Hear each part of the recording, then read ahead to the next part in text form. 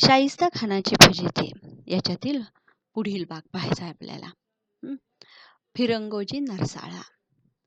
मग शाहिस्ता खान पुण्याकडे वळला. प्रथम त्याने चाकणचा किल्ला घेतला. चाकणच्या किल्ल्यात फिरंगोजी नरसाळ्याने मोठ्या मर्दुमकीने शाहिस्ता खानाशी मुकाबला केला. 2 महिने फिरंगोजीने किल्ला लढवला, पण शाहिस्ता खानाच्या तोफखान्यापुढे त्याचा टिकाव लागला नाही. फिरंगोजी नरसाळ्याच्या शौर्यावर शाहिस्ता खान खुश झाला. त्याने त्याला बादशाही चाकरीचे आमिष दाखवले, पण फिरंगोजी बदलला नाही. लाल महालात शाहिस्ता खान.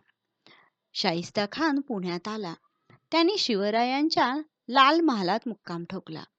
त्याच्या फौजेने लाल महालाभोवती तळ दिला. तळ दिला म्हणजे लाल महालाच्या भोवती त्यांनी मुक्काम ठोकलेला होता. तिथंच ते राहिले होते. 1 वर्ष गेले, दुसरे गेले, पण खान काही लाल महालातून हलेना. उलट तो अधूनमधून आपली फौज भोवतालच्या मुलखात पाठवी. रयतेची गुरे ओढून आणि शेतीची नासधूस करे. अशा रीतीने त्याने पुण्याच्या भोवतालचा मुलूक उद्ध्वस्त केला. आपण अजून एकदा बघूया बाळांनो. फिरंगोजी नरसाळा. मग शाहिस्ता खान पुण्याकडे वळला. प्रथम त्याने चाकणचा किल्ला घेतला. चाकणच्या किल्ल्यात फिरंगोजी नरसाळ्याने मोठ्या मर्दुमकीने शाहिस्ते खानाशी मुकाबला केला. 2 महिने फिरंगोजीने किल्ला लढवला, पण शाहिस्ता खानाच्या तोफखान्यापुढे त्याचा टिकाव लागला नाही. फिरंगोजी नरसाळ्याच्या शौर्यावर शाहिस्ता खान खुश झाला. त्याने त्याला बादशाही चाकरीचे आमिष दाखवले, पण फिरंगोजी बदलला नाही.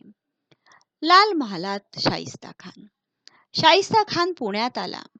त्याने शिवरायांच्या लाल महालात मुक्काम केला. त्याच्या फौजेने लाल महालाभोवती तळ दिला. 1 वर्ष गेले, दुसरे गेले, पण खान काही लाल महालातून हलेना. उलट तो अधूनमधून आपली फौज भोवतालच्या मुलखात पाठवी. रयतेची गुरे ओढून आणि शेतीची नासधूस करे. अशा रीतीने त्याने पुण्याच्या भोवतालचा मुलूक उद्ध्वस्त केला. धाडसी बेत. शाहिस्ते खानाची खोड मोडायचीच असे शिवरायांनी ठरवले. खान लाल महाल बळकावून बसला होता. हे एका दृष्टीने शिवरायांना सोयीचेच होते, कारण त्या वाड्यातील खोल्या, दालने, खिडक्या, दारे, वाटा, चोरवाटा यांची शिवरायांना सारी काही माहिती होती. शिवाय शिवरायांचे हुशार हेर खानाच्या गोटात शिरलेच होते. खानाच्या गोटात म्हणजे ते राहतात त्या ठिकाणी शिरलेले होते. खुद्द शाहिस्ते खानाच्या महालात मध्यरात्री शिरावे आणि त्याला उडवावे असा बेत शिवरायांनी केला. किती धाडसी बेत होता हा. महालात शिरायला मुंगीलाही वाव नव्हता. लाल महालाभोवती 1.25 लाख फौजेचा खडा पहारा होता.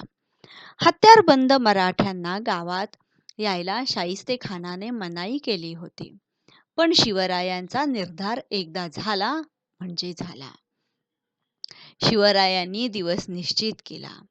तारीख 5 एप्रिल 1663 ची रात्र. वाजत गाजत लग्नाची वरात चालली होती. पुढे चंद्रज्योती जळत होत्या. शेकडो स्त्री पुरुष नटून थटून चालले होते. कोणी पालख्यात, कोणी मेण्यात, तर कोणी पायी. पायी म्हणजे चालत. शिवराय आपली माणसे घेऊन त्या वरातीत शिरले होते. वरात पुढे निघून गेली. सर्वत्र सामसूम झाली. शिवराय आणि त्यांची माणसे लाल महालाच्या भिंतीकडे सरकली. यावेळी शाहिस्ता खान गाढ झोपला होता. काय केलं होतं त्यावेळेस शाहिस्ते खान? अगदी गाढ झोपलेला होता. धाडसी बेत. शाहिस्ते खानाची खोड मोडायचीच असे शिवरायांनी ठरवले. खान लाल महालात बळकावून बसला होता.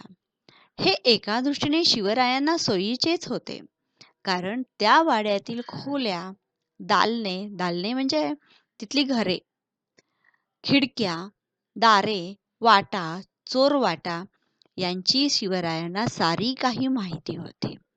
शिवाय शिवरायांचे हुशार हेर खानाच्या गोटात शिरलेले होतेच. खुद्द शाहिस्ता खानाच्या महालात मध्यरात्री शिरावे आणि त्याला उडवावे असा बेत शिवरायांनी केला. किती धाडसी बेत होता हा! महालात शिरायला मुंगीलाही वाव नव्हता. लाल महालाभोवती पाऊण लाख फौजेचा खडा पहारा होता. हत्यारबंद मराठ्यांना गावात यायला शाहिस्तेखानाने मनाई केली होती. पण शिवरायांचा निर्धार एकदा झाला म्हणजे झाला. शिवरायांनी दिवस निश्चित केला. तारीख 5 एप्रिल 1663 ची रात्र. वाजत गाजत लग्नाची वरात चालली होती. पुढे चंद्रज्योती जळत होत्या. शेकडो स्त्री पुरुष नटून थटून चालले होते. कोणी पालख्यात, कोणी मेण्यात, तर कोणी पायी. शिवराय आपली माणसे घेऊन त्या वरातीत शिरले होते. वरात पुढे निघून गेली. सर्वत्र सामसूम झाली. शिवराय आणि त्यांची माणसे लाल महालाच्या भिंतीकडे सरकली. यावेळी शाहिस्तेखान गाढ झोपला होता. बाळांनो, आपण आता इथे थांबूया. पण आज तुम्हाला फिरंगोजी नरसाळा, लाल महालात शाहिस्तेखान आणि धाडसी बेत या तिन्ही गोष्टींवरती किंवा तिन्ही पॅरेग्राफवरती काय 15 प्रश्न लिहायचे आहेत आणि त्याची उत्तरे लिहायची आहेत. हा तुमचा घरचा अभ्यास आहे बरं का. आपण इथे थांबूया.